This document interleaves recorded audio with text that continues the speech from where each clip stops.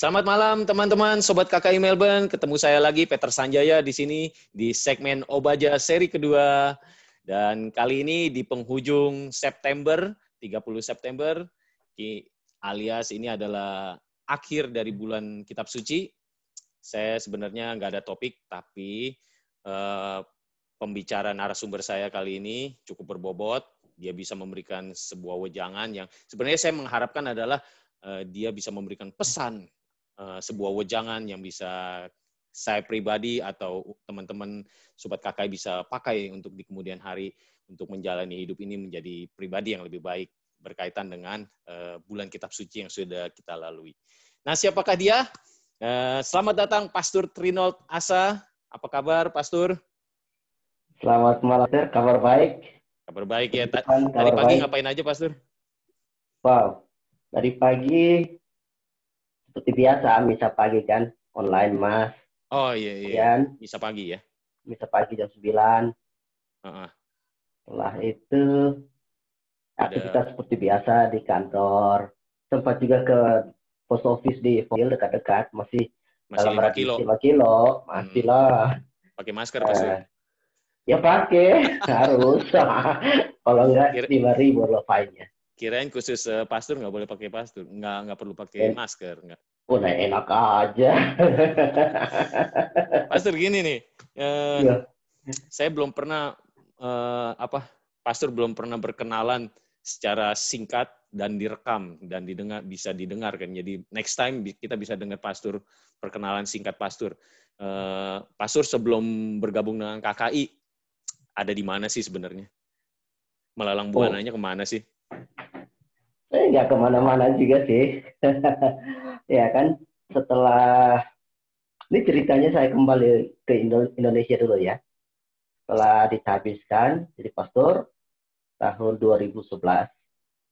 Oke. Kemudian Januari tanggal 26 saya tiba di Sydney bersama dengan ketiga teman, satu dari Indonesia dan dua dari Vietnam.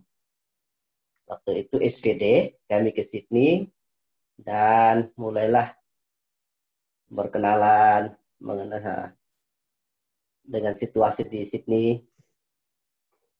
Diberi kesempatan sekitar 6 bulan untuk belajar bahasa Inggris, sekaligus juga kenal provinsi. Itu kami SPD sebutnya provinsi ya. Kenal provinsi pusat di Sydney, dan setelah itu dikirim ke Thailand. Oh, gitu. jadi dari Indonesia ke Sydney, langsung ke Thailand. Iya.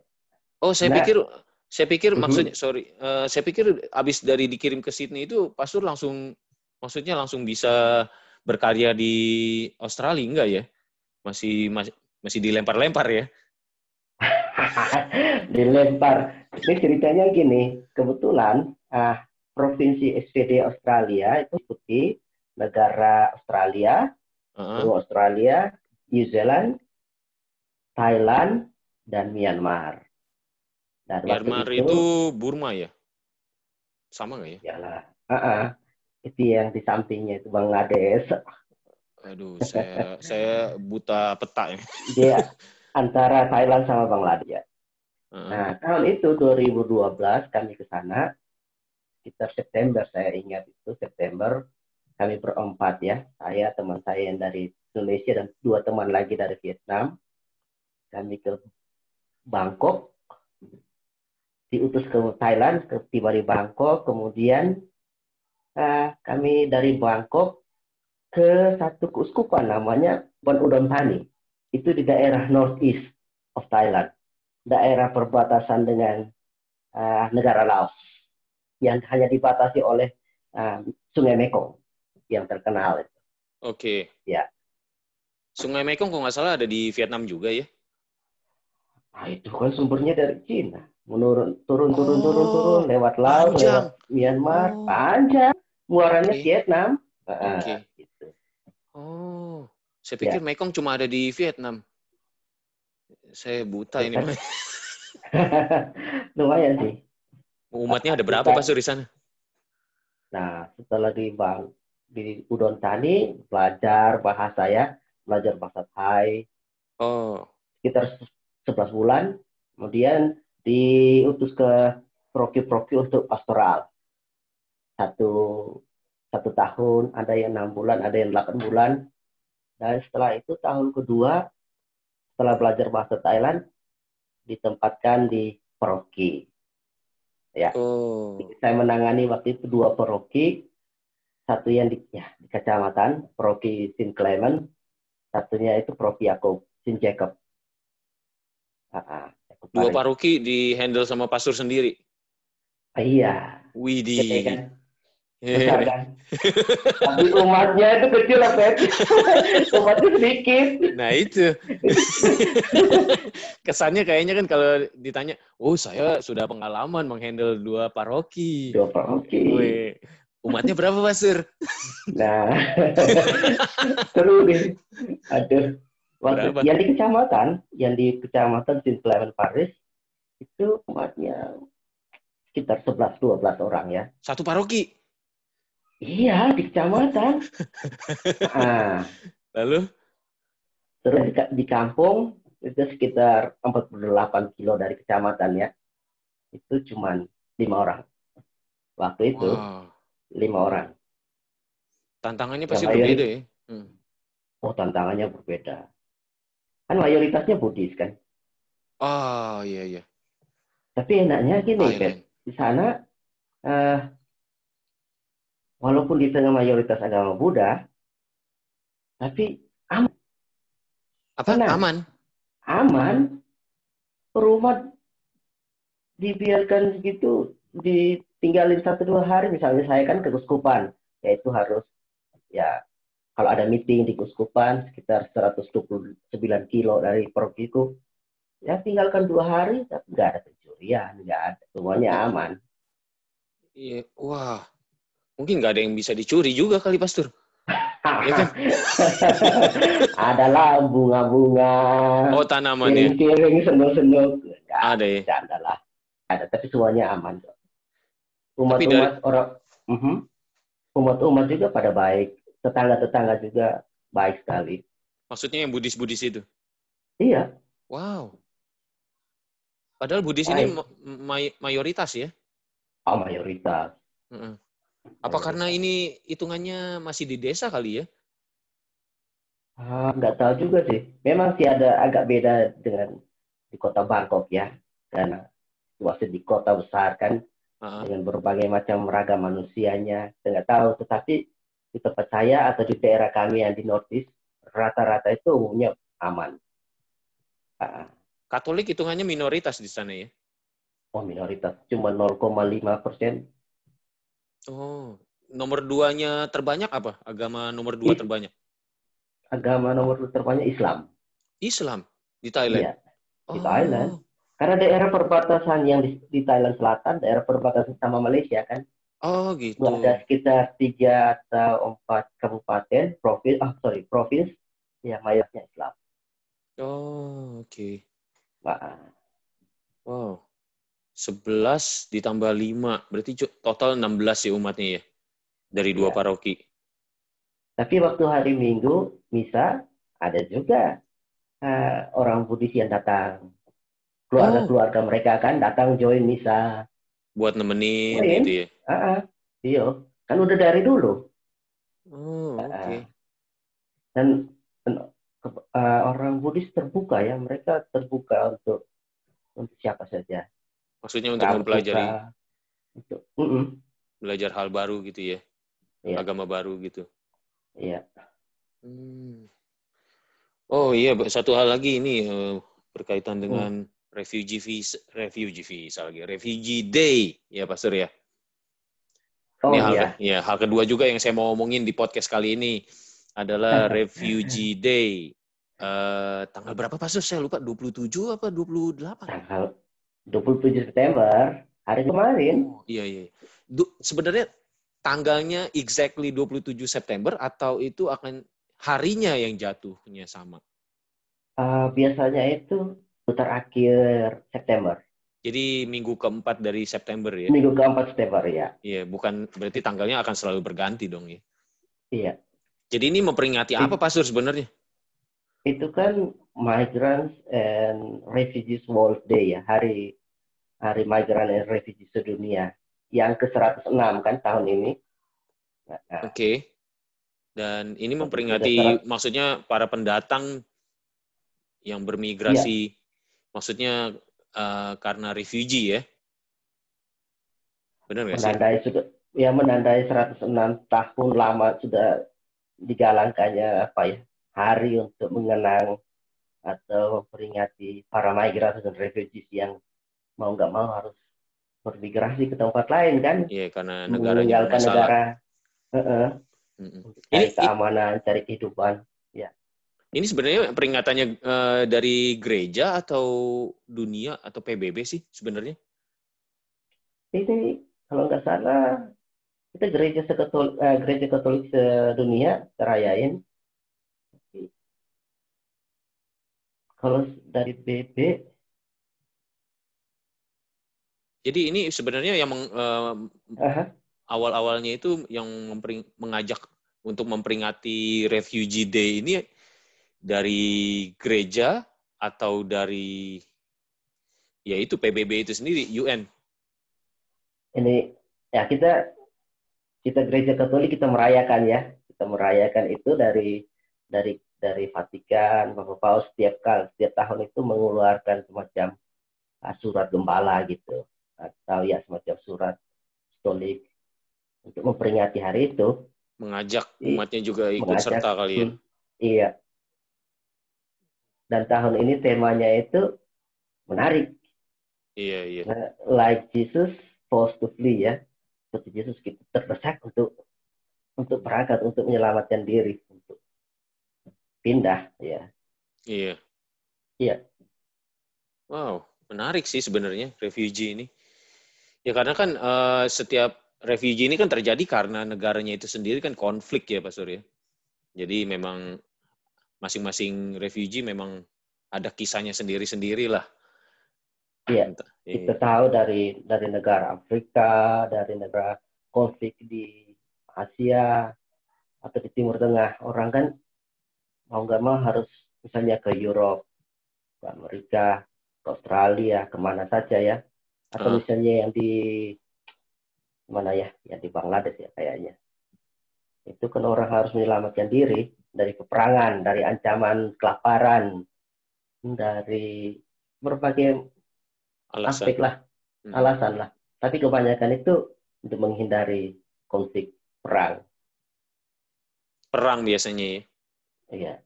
Beberapa tahun terakhir kan itu lebih kentara ya, dari Afrika, dari negara Timur Tengah. Mereka harus migrasi ke Italia atau ke Prancis, menyelamatkan diri lewat perahu aja, lewat lautan. Iya. Ya kan. Ada yang juga harus meninggal di tengah lautan gitu. Kita ingat Vietnam. Perang Vietnam. Dulu perang Vietnam, orang harus mengungsi ke Australia kan harus lewat Indonesia. Itu teman-teman saya cerita mereka harus tinggal di Pulau Galang di Malaysia, di Indonesia. Pulau Galang. Saya berpikir, aduh, galangnya di mana ya? Ternyata cerita, ternyata di sini ya. Sumatera ya, Pak Suri? Sumatera bukan sih? Iya, pokoknya daerah situ. Iya. Saya punya teman orang Indo sih di Sydney tinggalnya. Iya, Pulau Galang ya. Terus? Suaminya orang Vietnam, teman saya itu. Nah, dia lahir di kapal.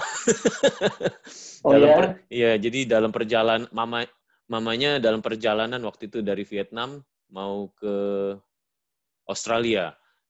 Kayaknya sempat mampir dulu di Indonesia.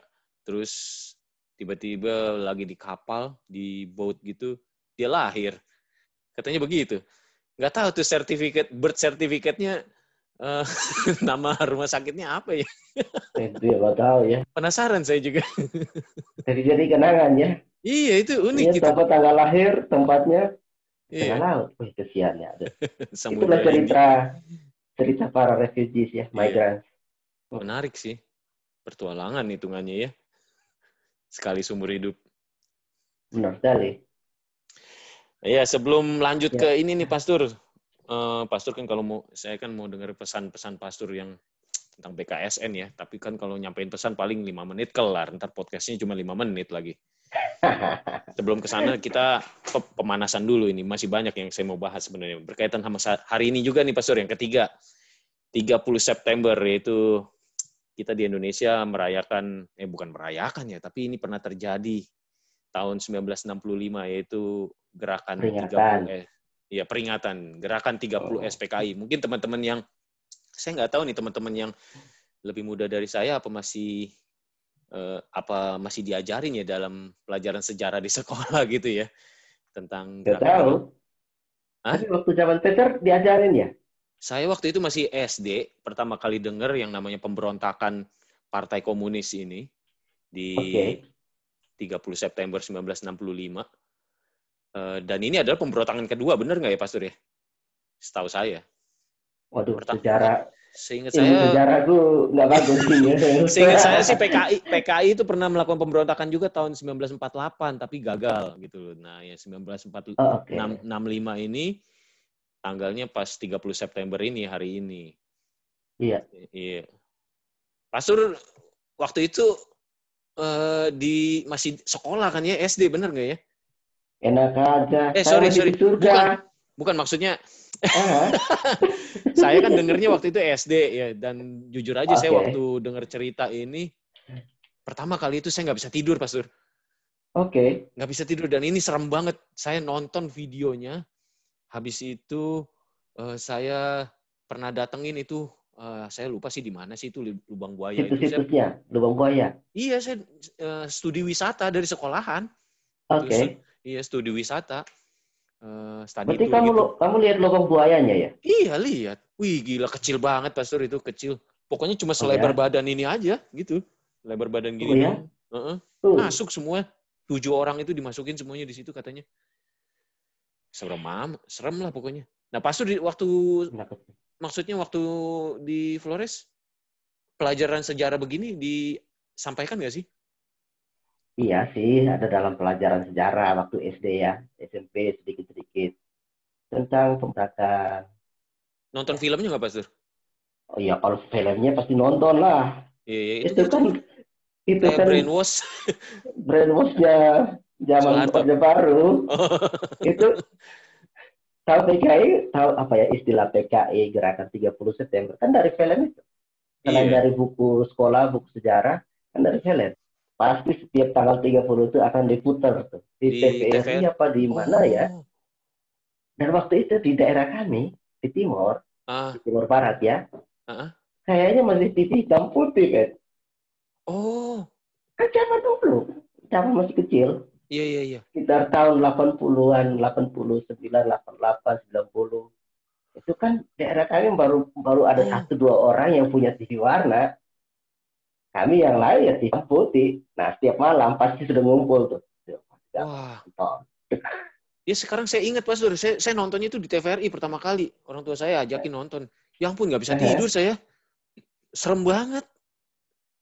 Pokoknya setiap tahun 30 September pasti akan dinanti-nantikan ke filmnya.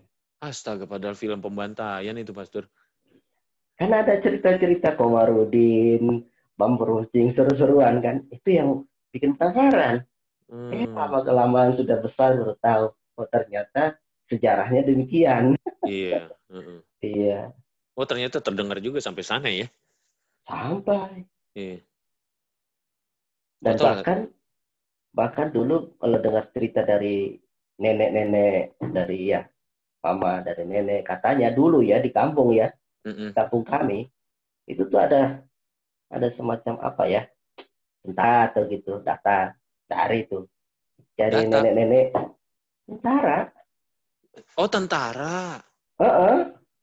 Prajurit tentara datang, apakah itu karena perang G30S PKI atau karena penjajahan Jepang, tapi bahwa ada tentara kampung tuh mau ditangkap tuh yang gadis-gadis tuh. Oh, Gerwani ya, gerakan. Iya, itu namanya PKI yang cewek-cewek itu namanya Gerwani kalau nggak salah. Oh gitu ya, Gerwani. Iya, ada namanya. Oh. Kalau ditangkap berarti udah amblas. mampus mereka mati. Iya. Makanya ini papa saya pernah kasih tahu saya sih, kan saya tanya, ini kenapa ya? Saya kan Chinese, kok nggak bisa ngomong Cina? Kenapa nggak diajarin dari kecil ngomong Chinese gitu, ngomong Mandarin kayak atau ngomong kayak gitu, ngomong logat dialek gitu, sama sekali nggak diajarin. Bahkan saya juga nggak punya nama Chinese. Papa saya kok nggak salah bilang dia takut ya kok nggak salah gara-gara PKI ini, jadi dia menghindari jadi masalah dan lebih baik berbahasa Indonesia saja, dan saya pun tidak perlu punya nama Chinese katanya gitu. Iya, daripada ditangkap-tangkepin katanya, dicurigai sih ya katanya. Kalau kita Chinese katanya dicurigai komunis karena anteknya Cina gitu katanya. Itu sejarah ya. Iya, di sono, di ibu kota kan, di Jakarta pasti begitu konfliknya. Makanya di Flores mungkin konfliknya beda lagi kali ya. Banyak tentara patroli kali ya. Tetapi kan isu itu kan menyebar ke daerah-daerah juga ya. Dan ternyata banyak korban. Kebetulan sekitar beberapa bulan lalu ya, kayak awal tahun ini kayaknya, Januari atau Februari saya lupa tuh. Itu di YouTube sempat nonton. Itu siaran dari BBC News Indonesia. Iya. Mereka wawancara para korban dari gerakan 30 SPKI ini yang di Kupang ya, itu di provinsi NTT, ibu kota provinsi NTT. Itu mereka sempat wawancarai beberapa korban. Ya usia mereka sekarang sudah nenek-nenek lah, sudah 70-an. Sempat nonton itu sekali kalau dengarnya. Masih hidup ya? Masih.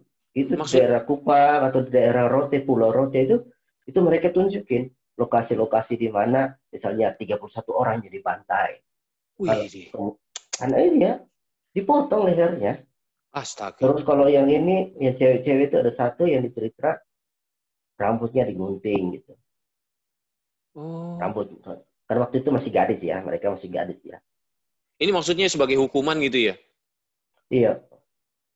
Dicap bahwa bagi orang katanya bagi orang Rote itu kan rambut itu kan mahkota. Kalau digunting berarti itu udah direndahkan martabatnya gitu. Istilahnya sudah tidak punya mahkota lagi lah ya. Berbeda dengan rakyat lokal ya, yang masih berambut, dan mungkin kalau buat cewek kan rambutnya panjang mungkin. Sian ya, mereka itu masih tetap meninggalkan trauma ya. Dan setelah nonton video itu, akhirnya kepikiran ya, ternyata G30 SPKI bukan hanya di Jawa ya atau di Jakarta ya, tapi itu menyebar sampai ke daerah-daerah dan membuat trauma banyak orang ya, trauma masa lampau yang mungkin juga belum tentu bisa disembuhkan ya. Orang-orang yang jadi korban. Serem suasananya sih memang. Saya dengar ceritanya. Saya nonton filmnya juga nggak tahu sih itu semacam dibuat-buat atau memang itu apa adanya, tapi emang nonton filmnya serem banget. Bikin saya nggak bisa tidur. Iya. Ya, ketika nonton film itu ya, kesan saya yang sedihnya itu waktu pengangkatan jenazah 7 jenderal itu. Dari lubangnya itu kan ya? gitu, dari lubang. Musiknya itu juga halo, sedih. Ade Irma itu kan juga tentang Ade Irma kan? Iya. Iya, ingat kan filmnya Ade Irma ditembak gitu. Iya. Itu Ade Irma itu anaknya siapa ya, Pastor? Nasution ya? Bener nggak ya? Kalau nggak salah sih. Iya. Kalau nggak salah G30 SPKI katanya mau sebenarnya namanya kurang tepat ya, katanya harusnya Gestok ya, gerakan 1 Oktober karena 1 Oktober katanya. Iya karena kan terjadinya pas dini hari sudah 1 Oktober. Ya, entahlah itu mungkin. Gimana Pak Sur? Tetap saja adalah bagian dari sejarah ya, sejarah masa lampau yang menimbulkan luka. Iya. Ya Pastor, Itu aja deh pendahuluannya. pendahuluannya lebih panjang dari pesan Ya kan pastornya. menarik kan ngomong tentang sejarah masa Iya, lampau. iya, memang. Ini kalau ngomongin lagi ntar bisa 1 jam nih. Ntar podcastnya rencananya kan cuma setengah jam. Pastor, ada pesan nggak Pastor Iya. nih selama pengalaman bulan Kitab Suci ini kan? Ini pasti bulan Kitab Suci pertama Pastor selama di Zoominar mengadakan pendalaman Kitab Suci secara Zoom ya. Pertama kali apa enggak Pastor? Atau sudah pernah sebelum-sebelumnya Oh, jauh-jauh dulu hari? ya ini ya kalau lewat seminar ini pertama, dan di Pertama kali ya. KKI pun ini saya kan baru di KKI kan. Ini kayaknya ini baru baru digalakkan kembali. Hmm. Idenya waktu itu ah kan di Melbourne, di Keuskupan Melbourne kan nggak ada namanya kayak di Indo kan. Bulan Kitab Suci, bulan September sebagai bulan Kitab Suci. Ya cuma di Indonesia ya. Cuma di Indonesia kan. Tapi Uh-uh. kan kita di Melbourne, saya berpikir, wah ada baiknya juga ya.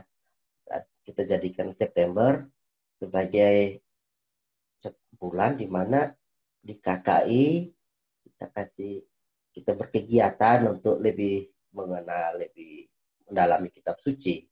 Dan metode yang waktu itu kami pikirkan adalah sharing kitab suci. Nah, ini kan sharing ya, sharing kitab suci dengan panduan waktu itu kita cari-cari, akhirnya kita dapat dari Keuskupan Agung Jakarta, tapi udah dimodifikasi sedemikian untuk keperluan kita di Melbourne. Dan kayaknya waktu itu temanya cukup cukup sinkron, berkaitan dengan keadilan, berkaitan dengan figur Bapak yang uh, mau mengasihi kan, doa Bapak kami kan, tema kali-kali berkeadilan. 4 minggu akhirnya kita dapat bahannya, kita sesuaikan. Tapi ini kan tahun ini baru pertama kali sih sebenarnya kita jadiin bulan September sebagai sebagai waktu bulan di mana kita mau mendalami secara khusus lagi tentang kitab suci. Kenapa saya bilang ini sharing? Saya lebih prefer ke sharing ya, sharing kitab suci ya. Itu beda dengan pendalaman kitab suci atau studi kitab suci ya. Beda tuh Pep. Jadi ini sharing sifatnya ya. Sharing. Kita punya 4 minggu kan. Nah, waktu itu kalau nggak salah minggu pertama itu buatnya di KKI pusat. Nah, setelah itu minggu kedua, ketiga, keempat kita kesempatan ke wilayah-wilayah untuk ngadain. Dan karena disebut sharing kitab suci dan bukan pendalaman kitab suci. Kalau pendalaman kitab suci itu kita mendalami secara detail. Oh, bagian teks ini latar belakangnya gimana, penulisannya berapa bab, lalu konteksnya gimana, eksegesinya gimana, itu kita mendalami, kita mau dalami khusus. Tapi beda dengan sharing kitab suci. Sharing ini lebih ke suci, ya, sharing kitab suci itu lebih ke kita menggali pengalaman hidup dengan bercermin pada kitab suci. Sehingga waktu temuan itu diharapkan supaya orang atau umat yang berpartisipasi lebih melihat dirinya bercermin dari kitab suci.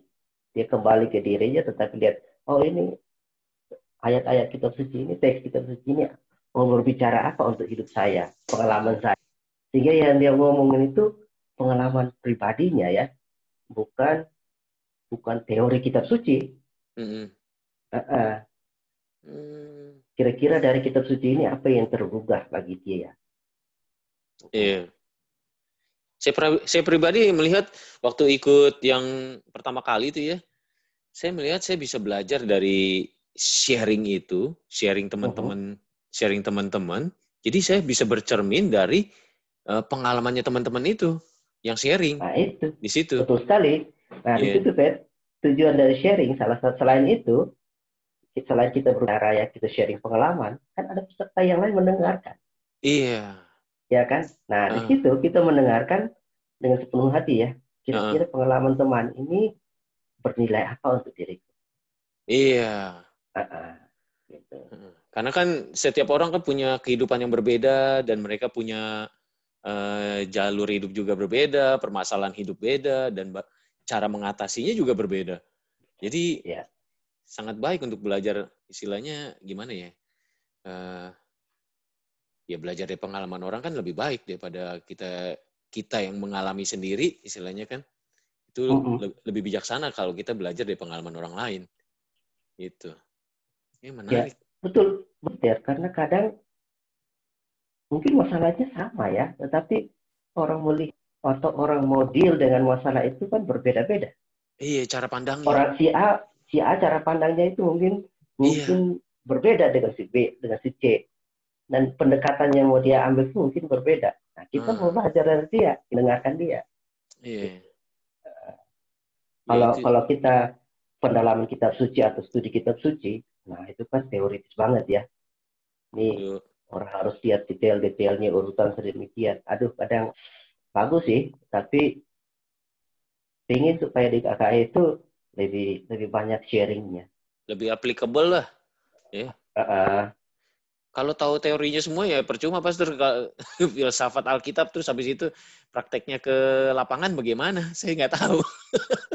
Percuma. Nah, itu justru itu. Kita belajar kitab suci kan bukan hanya untuk sekedar belajar atau untuk sekedar tambah ilmu pengetahuan. Iya. Ya kan justru harus diaplikasikan dalam hidup. Benar. Nah, sabda itu kan baru bisa banget kalau diaplikasikan dalam hidup yang nyata. Kalau enggak ya hanya isi di saku. Iya. Kalau enggak, ya kan pengetahuan itu cuma untuk diri sendiri. Tapi kalau pengetahuan itu bisa dibagikan lewat sharing, pengalaman, yang ya dari pengalaman nyata kemudian bercermin dari kitab suci, apa yang teks ini, ayat kitab suci ini bicarakan untuk saya, apa yang saya bisa tanggapi, itu ketika dibagikan, ketika di-sharingkan, itu bisa berbuah untuk orang lain juga kan. Iya, benar. Kadang tuh kayak gini Pastor ya, misal tuh ya, Alkitab yang sama, ini saya ngomongin bacaan hari Minggu udah misalkan gitu ya, pas saya pernah iseng-iseng sebelum misa saya baca dulu. Saya malah nggak ngerti maksudnya apa, tapi pas maksudnya ada dibacakan di misa, terus dengar khotbahnya pastor, terus related with maksudnya sama Injilnya, oh gitu maksudnya. Jadi kayak semacam dibukakan pikirannya gitu loh. Jadi kayak mendengarkan sharing ya khotbah pastor itu kan termasuk kan mendengarkan sharing juga, termasuknya hitungannya kan. Seperti mendengarkan sharing pendalaman kitab suci itu kan. Sehingga kita di KKI tahun ini, bulan September, kita mulai adakan, dan menariknya saya sempat ikut di wilayah-wilayah beberapa kali ya. Ada tuh, bagus sekali di wilayah begitu interaktif ya, maksudnya mereka begitu berapi-api untuk menceritakan pengalamannya, suka dukanya.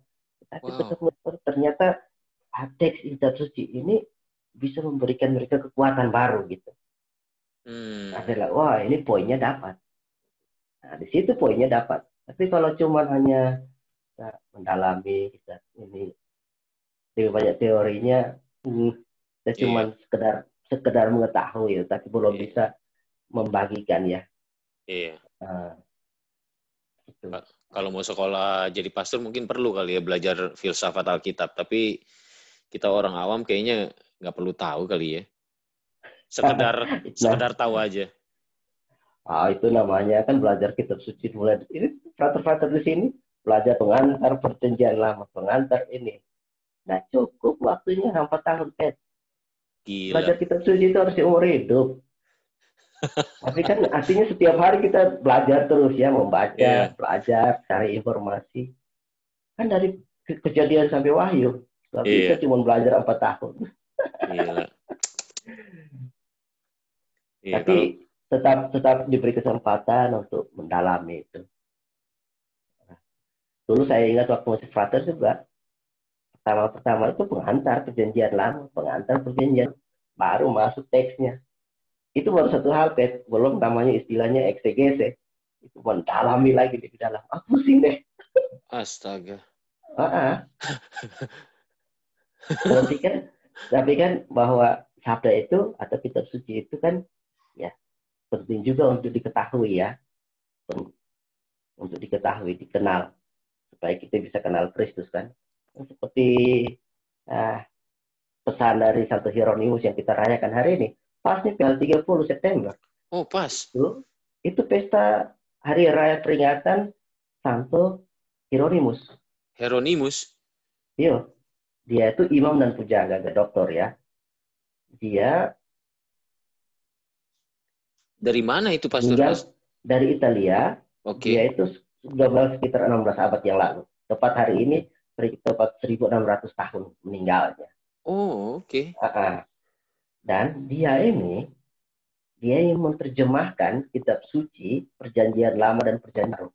Kitab suci Perjanjian Lama itu diterjemahkan dari bahasa Ibrani dan Aramik ke bahasa Latin. Itu Perjanjian Lama.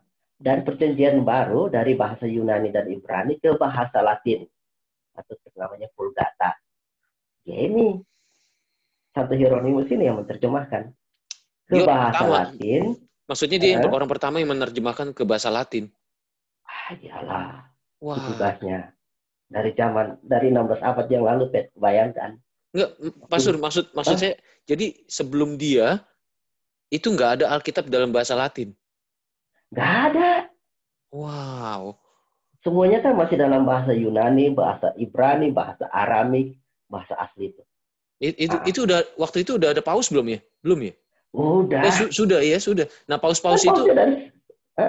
Iya, Paus waktu itu, nggak tahu, saya lupa namanya, tapi waktu itu Paus menunjuk Hieronymus ini untuk menerjemahkan. Nah, Paus-Paus ini bisa memahami Alkitab, berarti mereka harus bisa bahasa Ibrani ya? Memang. Oh, berarti Pastor bisa bahasa Ibrani juga dong? Ya, nggak bisa sekarang. Itu harus belajar khusus. Nah, misalnya dosen-dosen yang pengajar kitab suci, ya kan, yang khususnya yang pengajar eksegese atau teologi kitab suci, lebih mendalam. Pasti akan belajar at least Yunani atau Ibrani.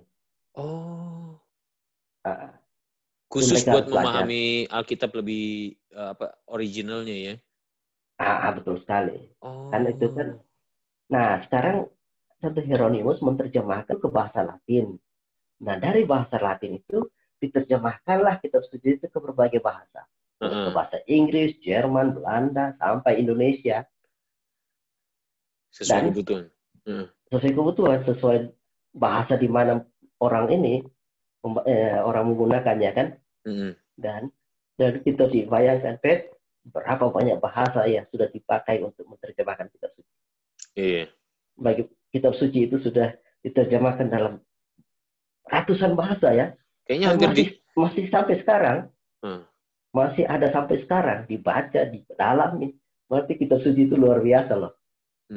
Buku terlaris di seluruh dunia. Saya dengar begitu. Betul sekali. Kayaknya semua negara ada di Alkitab dengan terjemahan negara masing-masing. Saya rasa ada. Iya. Ada. Sudah tidak ada lagi negara yang tidak ada terjemahan Alkitabnya. Benar nggak ya? Benar nggak Pastor statement itu? Kalau statement itu saya nggak tahu pasti ya kebenarannya.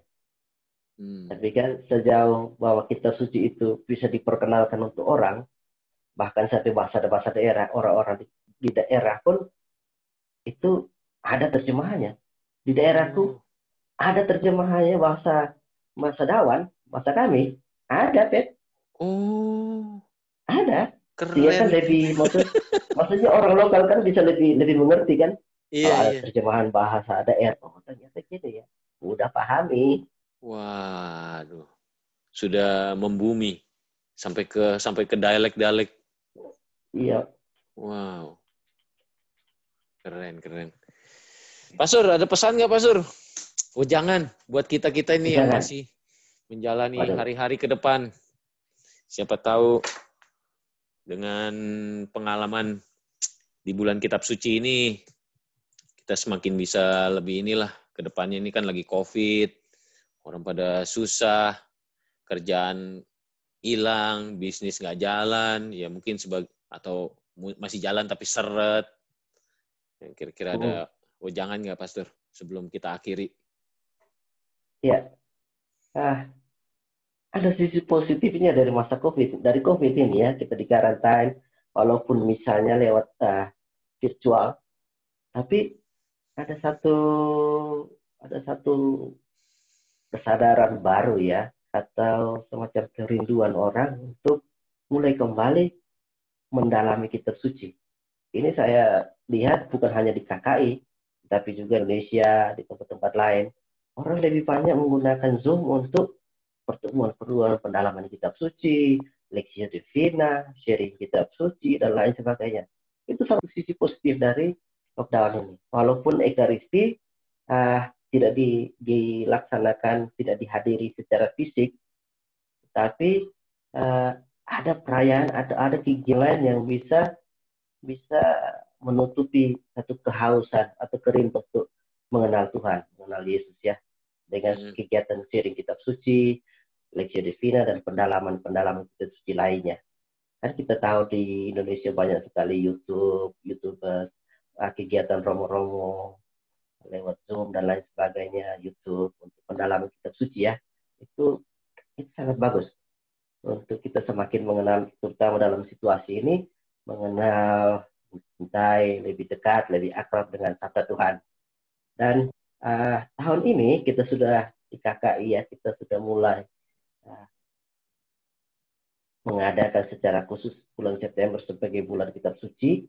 Mudah-mudahan tahun depan itu kita tetap berkegiatan, menjadi kegiatan kita, kegiatan tahunan kita ya. Karena bagi saya, semakin kita mengenal kitab suci, kita bisa semakin mencintai Tuhan. Semakin kita mengenal kitab suci, kita semakin mencintai Kristus.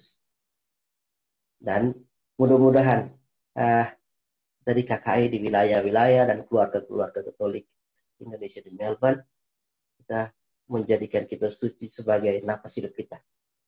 Sebagai napas hidup kita, di mana kita mau menimba kekuatan itu, kekuatan dan sabda Tuhan, sebagai bekal untuk kekuatan pendalaman, kekuatan iman kita ya. Wow. Iya. Terima kasih, Pastor, wejangannya. Dan saya pikir dengan memahami kitab suci juga membuat kita lebih istilahnya ya, berusaha untuk tidak terikat ya karena kita punya masalah ini cenderungnya karena keterikatan kita dengan hal-hal dunia ini sih sebenarnya ya. Semakin memahami, saya pikir semakin bisa mungkin lebih enteng, lebih ya bisa melewati masalah ini dengan menyikapi masalah ini, melihatnya dari sisi yang lain lah, tidak terlalu stres. Betul sekali. Betul sekali, Pep. Iya. Terima kasih, Pastor. Terima kasih banyak untuk wejangannya hari ini, dan terima kasih sudah mau menghadiri podcast Obaja. Terima kasih juga untuk Peter sudah mengundang saya hari ini. Mudah-mudahan Obaja tetap sukses ya. Iya. Semoga dia semakin besar, kita harus semakin kecil. Sampai jumpa teman-teman. Bye-bye. Sampai jumpa. Thank you.